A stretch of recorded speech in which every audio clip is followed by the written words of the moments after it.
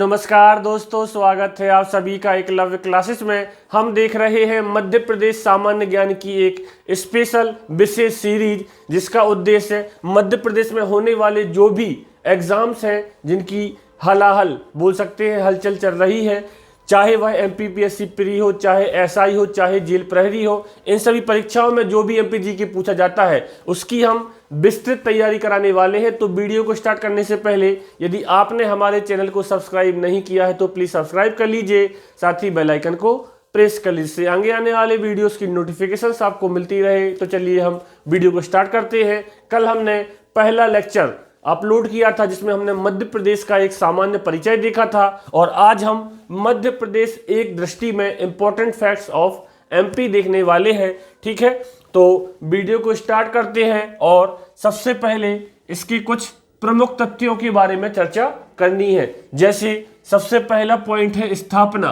तो मध्य प्रदेश की स्थापना 1 नवंबर 1956 को की गई थी, और इस स्थापना में महत्वपूर्ण योगदान दिया था फजल आयोग ने, जिसके अध्यक्ष सैयद फजल अली बनाए गए थे, और इसी आयोग के 2 अन्य सदस्य भी थे, के.एम. पाणिक्कर और हृदयनाथ कुंजरू।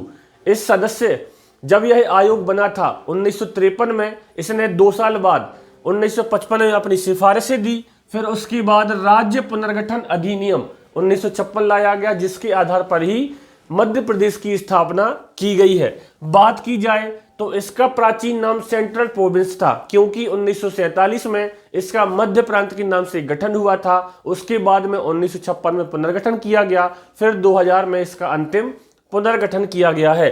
तो हमें याद रखना है मध्य प्रदेश की स्थापना हुई थी 1 नवंबर 1956 को। ठीक है, इसके बाद अगला पॉइंट है मध्य प्रदेश का पुराना नाम। तो यहां पर मध्य प्रदेश का पुराना नाम है सेंट्रल प्रोविंस, अर्थात मध्य प्रांत, क्योंकि 1947 में इसका जो गठन था वह मध्य प्रांत के नाम से किया गया था, इसलिए मध्य प्रदेश का पुराना नाम है सेंट्रल प्रोविंस, या हिंदी में बोले तो मध्य प्रांत। इसके बाद अन्य नामों के बारे में हमने कल पहली वीडियो में चर्चा की थी। इसके अन्य नामों में हृदय प्रदेश। ठीक है, पूछा जाता है कि मध्य प्रदेश को हृदय प्रदेश की संज्ञा देने वाले व्यक्ति कौन थे।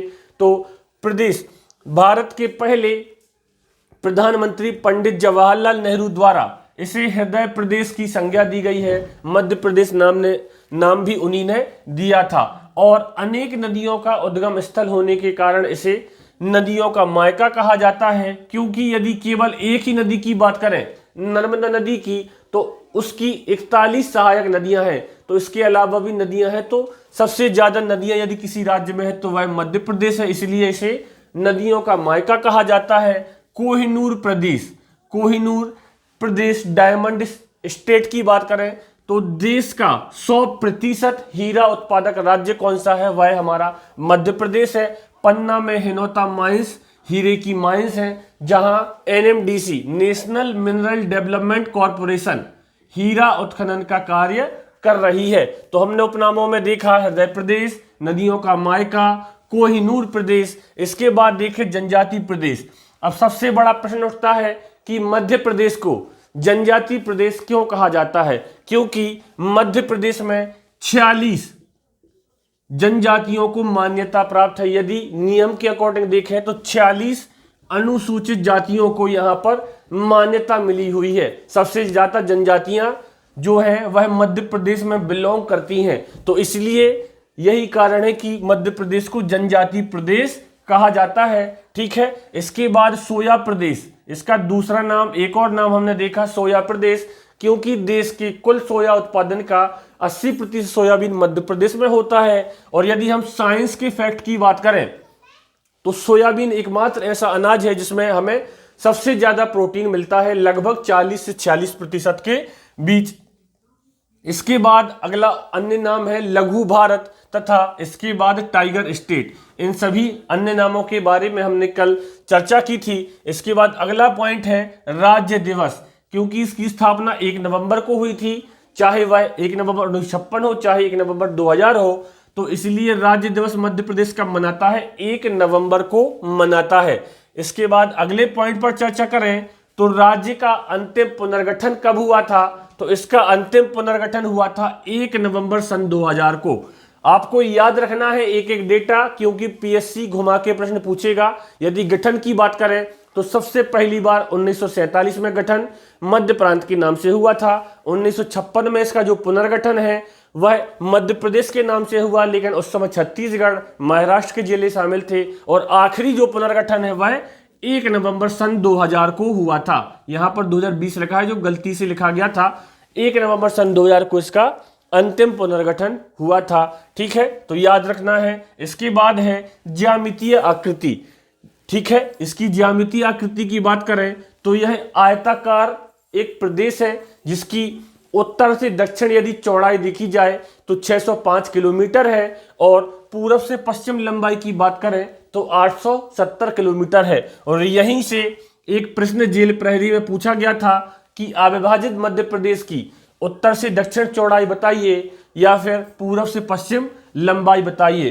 तो उत्तर से दक्षिण चौड़ाई की बात करें, जब मध्य प्रदेश से छत्तीसगढ़ अलग नहीं हुआ था तो उत्तर से दक्षिण इसकी चौड़ाई थी 996 किलोमीटर, और पूरब से पश्चिम लंबाई थी 1127 किलोमीटर। लेकिन वर्तमान में छत्तीसगढ़ अलग हो चुका है, महाराष्ट्र के जिले अलग हो चुके हैं, तो इसकी जो चौड़ाई है वह 605 किलोमीटर है और लंबाई है 870 किलोमीटर। आपको फैक्ट्स हर प्रकार के याद रखने हैं, ठीक है, क्योंकि प्रश्न कहीं से भी पूछा जा सकता है। इसके बाद क्षेत्रफल की यदि बात करें तो मध्य प्रदेश का क्षेत्रफल 3,08,252 है, और जो कि देश के कुल क्षेत्रफल का 9.38% है। और क्षेत्रफल के हिसाब से मध्य प्रदेश दूसरा सबसे बड़ा राज्य है। सबसे बड़ा राज्य राजस्थान है।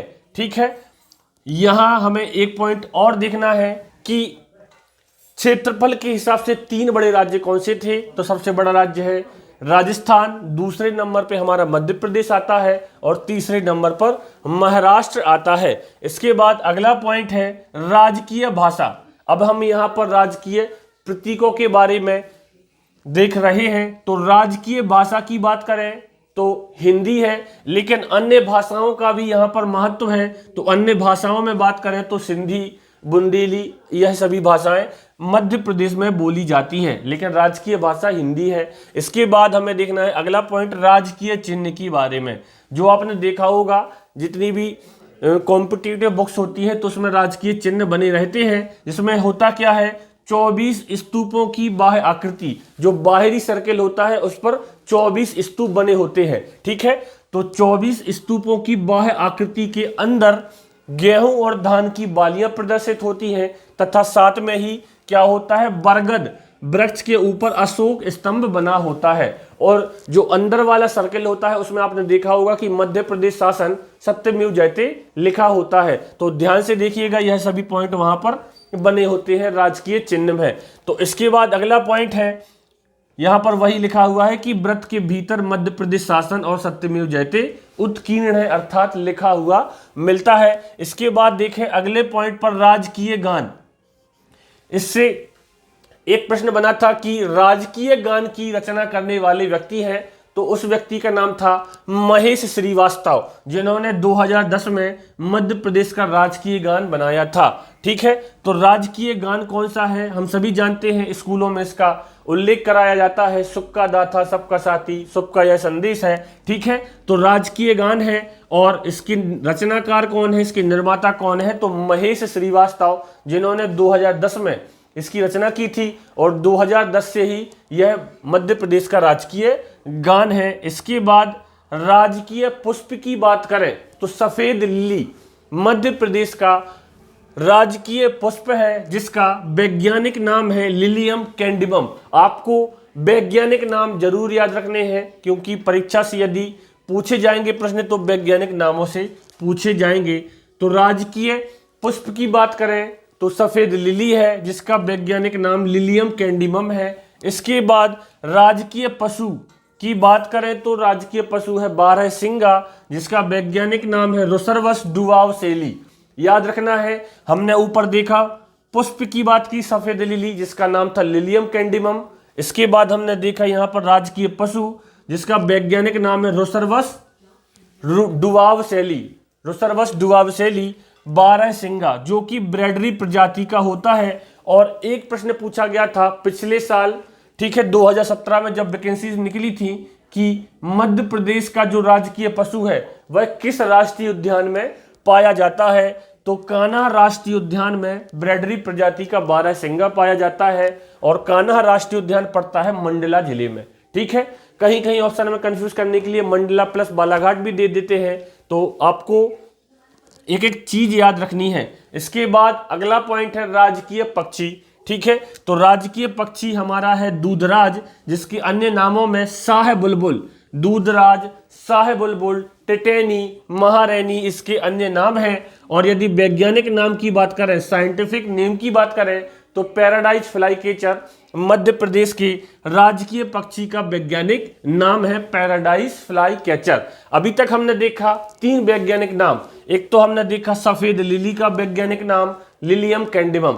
इसके बाद हमने देखा राजकीय पशु बारहसिंगा का वैज्ञानिक नाम रोसरवस डुवावसेली। और इसके बाद हमने देखा राजकीय पक्षी का वैज्ञानिक नाम, राजकीय पक्षी दूधराज, वैज्ञानिक नाम पैराडाइज फ्लाईकैचर। आपको याद करना है वैज्ञानिक नाम, ठीक है। इसके बाद अगले पॉइंट पर यदि चलें तो अगला पॉइंट है राजकीय वृक्ष का।